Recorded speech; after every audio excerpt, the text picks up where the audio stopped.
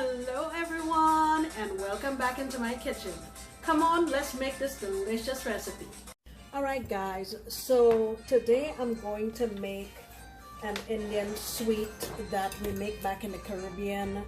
We call it Gulab Jamun, but I know that in India, like those round dough balls that you fry and soak in like pag or syrup is what's called Gulab Jamun, but in Trinidad this is what we call Gulab Jamun. The other one we call Rasgula. Anyway, that's what we're making today. So in my bowl here I have 4 cups of just dried milk powder. This is a brand I got. I also have in here 1.5 cups of all-purpose flour. Now to that I'm gonna add in just a little bit of baking powder. I'm adding about 1/2 teaspoon.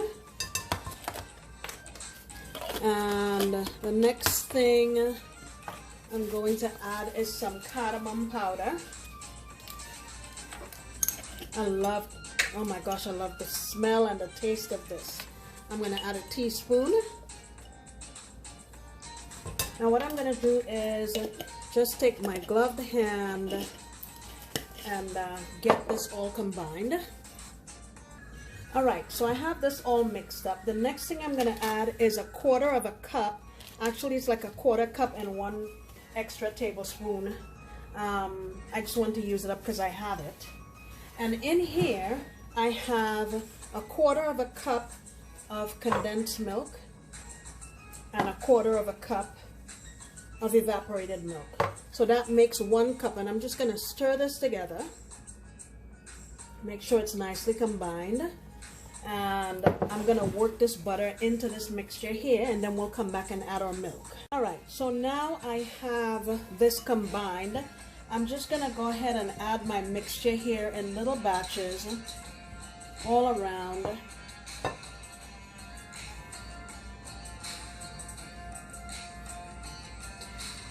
And just try to get it combined here.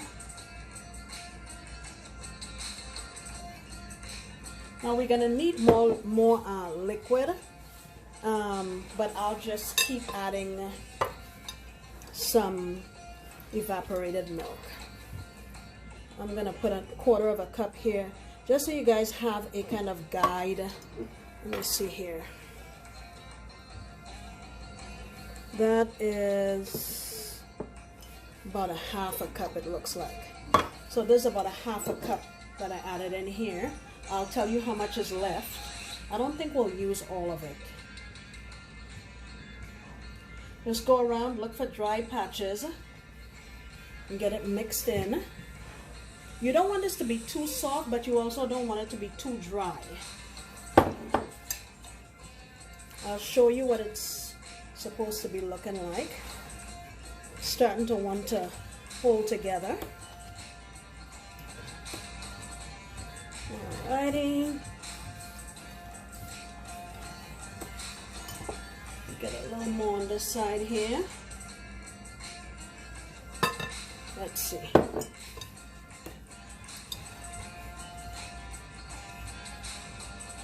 I think I'm gonna add like another 2 or 3 tablespoons. So that feels like a little less than half left in the can, if that makes sense. Yeah, I think this is a good consistency. Let me knead it up here and I'll show you what it looks like at the end. Alright, here it is, and I've just rubbed some ghee on top of it, and I'm going to cover it with my kitchen cloth and just let it sit for maybe 15-20 minutes, and then we'll come back and make them. Really easy. See you soon.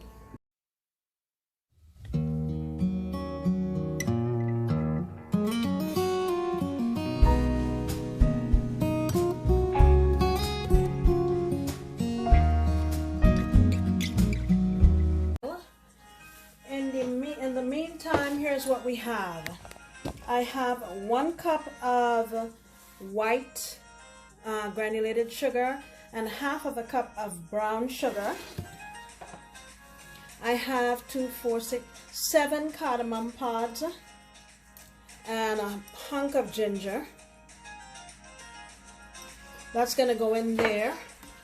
And I also have 1 cup of water. So all this is gonna go in there, and I'm gonna cook it on my stove. And what we wanna do is make a syrup with this. All right, I'll be back. All right, guys, so my dough has rested, and all I've done is I've just pinched off some dough that can fit in my hand and keep squeezing it like this to make it into the shape that we have here. So what I have here is some vegetable oil. You can use ghee if you wanted to.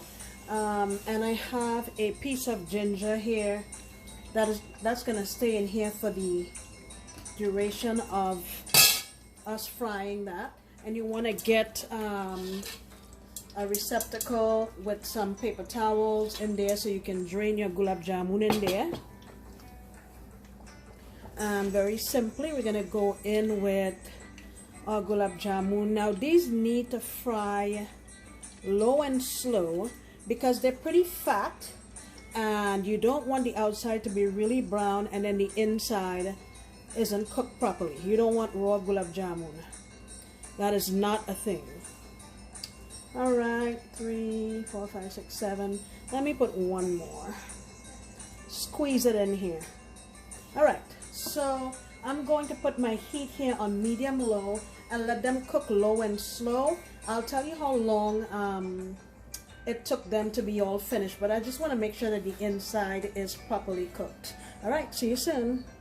Just to show you, I grabbed some dough. I'm basically just squeezing it in my hand like this, just to get it to the kind of shape that we want. Okay? All right.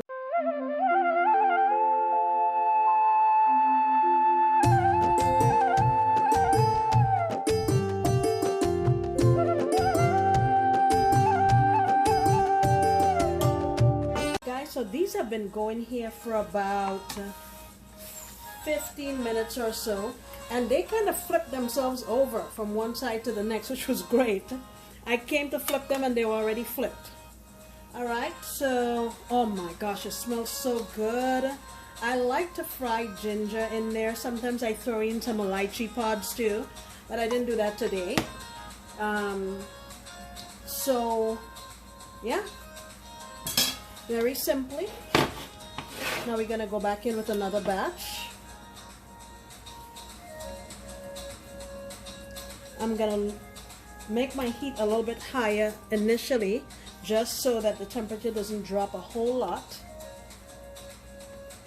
And then once it starts frying nicely, I will lower the heat again to medium low. Let's do 1 more. All right, okay, we'll do this again. And I have my pag back here, my sugar syrup with my lychee and ginger. I'm just letting it go low and slow because I'm trying to time when this is done so everything will be, you know, right on time. Okay, see you guys soon. Okay guys, so I've transferred my Gulab Jamun into this pot here, and my pag or my syrup is not quite ready yet. What I want you to see is how fast this is dripping off the spoon. You see how fast that's dripping off the spoon? We don't want that. We want it to drip off slowly. So I'm going to keep going here, and when we get to that point, I will show it to you so you know when to stop. Alright, so you see all of these bubbles? That's what you're looking for. And then when I go like this, it's kind of like sort of like dropping slowly, you see? Like it's kind of stretchy. That's what you're looking for. So what I'm going to do now is pour this on here, and you want to mix it. And something that my mom taught me is, my stove is off. Like if you have an electric stove, even if you have a gas stove and you want to put it on low, just leave it on here. My flame is off, but if you keep turning, just the heat from the stove will help the sugar to crystallize more readily. So You can either choose, if you're not a pro at deciding when the syrup is ready, you can just put it on the stove, and even if you made a little boo-boo, the stove will help you to gain your crystallization. All right, let me keep turning it here. It's probably going to take 2 or 3 minutes before it becomes crystallized, but it'll happen. All right, guys, look at that. Now, you know, mine is not going to be really white on the outside because I mixed brown sugar and white sugar. But I just love that sort of caramelized flavor of the brown sugar, which is why I mixed it. But you can certainly only use white sugar. Look at that.